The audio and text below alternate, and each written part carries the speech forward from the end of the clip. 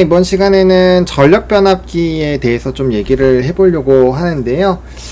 일단은 오늘 시장에서 변압기 쪽이 되게 좋았습니다. 일단 주요 요인은 이제 미국발 AI 데이터 센터라고 보시면 될 것 같아요. 근데 이제 우리가 이거를 생각을 해야 돼요. 이 전력 변압에 대한 산업 보고서를 읽어보시면 기본적으로 사이클이 4에서 10년이거든요. 근데 이제 기본적으로 노후 변압기가 지금 미국에 엄청나게 많기 때문에 아마 지금은 빅사이클이라고 봐도 될 것 같고 한 10년 정도를 생각을 해야 돼요. 근데 이제 변압기가 움직인 게 3에서 4년 정도 되어 가니까 지금 한 4년 정도 되어 가고 있거든요. 그러면 사실 AI 데이터 센터나 AI가 없더라도 사실상 6년 정도의 이런 빅사이클을 경험을 해야 되는 그런 상황인데 지금 이제 AI가 늘어나고 있고 그 다음에 데이터 센터가 늘어나고 있고 이런 증설을 하게 되면서 이 쇼티지가 계속적으로 발생을 하고 있다라는 거죠. 그러니까 잘 한번 기업 리포트를 읽어보시면 뭐 산일전기도 마찬가지고요. HD 현대 일렉트릭도 그렇고 LS 일렉트릭도 마찬가지예요. 뭐 효성중공업도 마찬가지고 대부분이 증설을 하고 있어요. 왜라고 하냐면은 이제 Q가 모자르니까. 그러니까 S가 모자른 거죠. 이제 공급이 딸리니까 거기에 따라서 증설을 계속 하고 있는 거예요. 그러면 증설이 완료가 되면 자연스럽게 이제 수요가 늘어나는 국면에서 Q가 늘어나니까 P가 늘어나지 않더라도 Q가 늘어나니까 결국에는 산업의 성장이 좀 강해지는 흐름이 되는 거죠. 그래서 그런 느낌으로 보시면 될 것 같고 지금 약간 증권 회사마다 약간 차이가 있긴 한데 이 변압기 산업 같은 경우 PR 수준이 21배에서 25배 정도를 좀 평균치로 잡거든요. 그래서 피어 그룹들과 비교를 하는데 뭐 이제 17배에서 18배인 곳들 좀 있고 그 다음에 지금 뭐 현대 일렉트릭 이런 것들은 이제 20배 거의 평균치에 좀 달한 상황인데 재밌는 거는 여기도 이제 내년치 전망치를 땡기기 시작을 했다라는 거죠. 그런 PR 수준이 떨어지게 되니까 우리가 가져갈 수 있는 모가치가 조금 더 커진다라고 보시면 될 것 같아요. 그래서 이제 변압기 같은 경우는 산업적인 사이클 흐름이 매우 강할 것으로 저는 생각을 합니다. 물론 당연히 이제 산업이다 보니까 단기 눌림도 나올 거고 그 다음에 이제 버틀렉이 좀 생겨서 병목 형상에 따라서 Q가 좀 덜 나오는 구간이 생긴다거나 이러면 수출입 데이터가 꺾이면서 약간의 좀 조정이 있겠지만 지금처럼 데이터 센터가 계속 늘어나고 투자를 하는 상황에서 이런 인프라 관련되어 있는 종목군들이 주가가 못 갈까라는 부분에 좀 물음표고요. 데이터 센터만 있는 게 아니잖아요. 우리가 이제 미국 같은 경우는 원전 르네상스에 대한 부분이 있고 우리나라 같은 경우도 이제 에너지 고속도로 관련된 이슈도 있고요. 그 다음 유럽 같은 경우도 에너지 자립도에 대해서 굉장히 많은 원전과 또 재생에너지에 대한 투자들을 진행을 하고 있죠. 물론 재생에너지보다는 이제 원전 쪽으로 좀 포커스를 쥐고 있지만 어쨌든 간에 에너지 생성원이 늘어나면 늘어날수록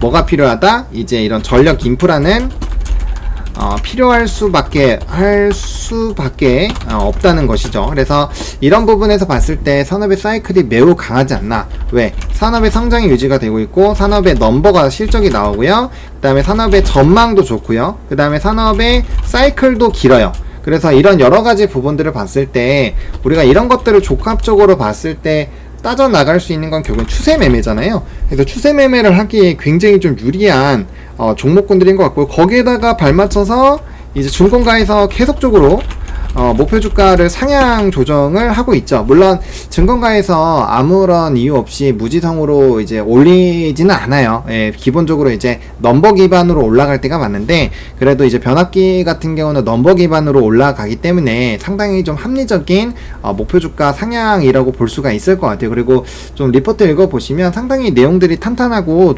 좋습니다. 그래서 이런 특히나 다른 산업군들 대비했을 때 매력도가 매우 높다라고 보시면 좋을 것 같고 특히나 초과학 직류 전선이나 이런 것들 같은 경우는 이제 할 수 있는 게 전 세계적으로 손에 꼽고 거기에서 우리나라가 차지하는 부분이 상당히 높아요. 그래서 그런 내용들이 또 괜찮고 또 일부 기업들 같은 경우는 구리와도 연관이 크죠. 대표적으로 이제 LS 그룹이 그런데 지금 골드만삭스에서 이제 구리 가격 상승도 얘기를 하고 있죠. 결국엔 이렇게 되면 전선 인프라 관련된 종목군들이 굉장히 좀 강한 상황이 생길 수가 있는데 지금 이제 백어네이션 흐름이죠. 공급이 조금 부족 부족한 상황에서 관세에 대한 이슈로 수요는 급증을 한 상황이고, 거기다가 재고량이 연초 대비 80%가 감소를 하다 보니까 이 부담감이 굉장히 높아진 상황이라고 볼 수가 있어요. 그래서 이런 것들을 좀 복합적으로 본다고 한다면 전력, 전선, 인프라 관련된 부분에서 추가적인 연속성을 가질 수 있는 확률은 제가 봤을 때는 굉장히 좀 높지 않나 라는 생각이 듭니다. 그래서 그런 것들을 좀 이것저것 따지다 보면은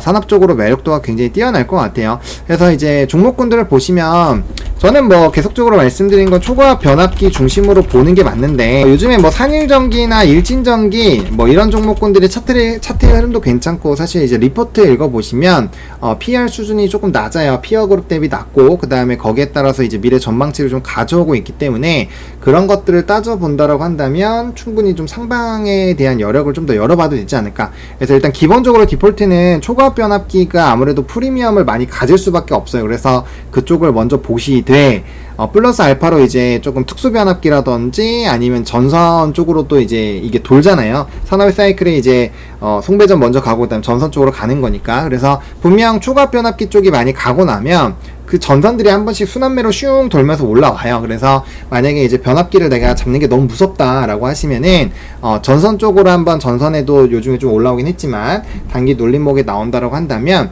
그런 사이클 매매를 해보는 것도 나쁘지는 않아요. 대신에 이제 단점이 뭐냐, 전선 쪽으로 하시면 전선은 단기 랠리 나오고 아마 조정이 나올 거예요. 그래서 조금 꾸준히 우상향하고 추세 매매를 하는 것들을 좀 노려본다면 초과압 변압기, 그 다음에 이제 단기 눌림목에다가 수익 관점으로 해서 산업의 순환매를 좀 노려본다라고 한다면 전선 쪽으로 좀 보시면 될 것 같아요. 근데 저는 개인적으로 전자 쪽으로 조금 해보시는 게 도움이 많이 되지 않을까 싶어요. 그래서 어쨌든 간에 계속적으로 좋은 내용들이 많이 나오고 있고, 그 다음에 이제 이 산업적인 흐름이 워낙 탄탄하고 여러 가지 부분을 따져봤을 때 뭐 하반기에도 변압기는 계속적으로 좀 이슈가 많이 되지 않을까라는 생각이 듭니다. 그래서 이쪽 산업을 뭐 지금이라도 좀 공부를 많이 해보신다면 나름대로 좀 좋은 수익을 만들어낼 수 있지 않을까라는 생각이 듭니다. 이렇게 해서 변압기 쪽도 마무리 좀 지을게요.